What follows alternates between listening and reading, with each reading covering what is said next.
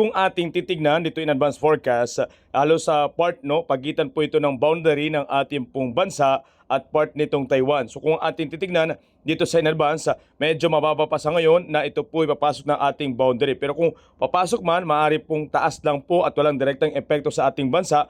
Pero yung habagat, yan po yung magpapaulan. Ngayon kung ating titignan, ito po yung senaryo. Simula ngayon pong araw na ito na mga kabayan, araw po ng July 31, huling araw, ito po yung paglapit, may kita natin yung unti-unting paglapit at maaari pong maramdaman natin dulot naman po ng habagat na kanyang papalakasin pagitan po yan ng August 5, then simula August 5, 6, pagkatapos 7, 8, 9, yan po ay patuloy na lumalakas ang mga pag-ulan na posibleng may experience natin mga ka-great.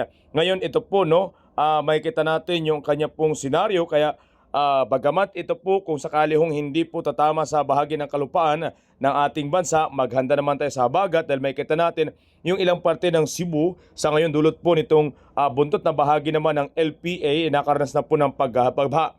Ngayon kung ating titignan naman, matindi mga pag-ulan ang magiging dulot po nito. So yun po yung ating paghandaan na mga kabayan ng possible na ma-experience po yung pag-landslide or pagbaha dyan po sa inyong mga lugar. Samantala kung ito pala ay papasok ng ating pong boundary, ang posibleng susunod na pangalan ay pangalang Luis. So ito po ay abangan natin doon sa magiging update ng ating pag-asa sa development ng sama ng panahon na ating minomonitor.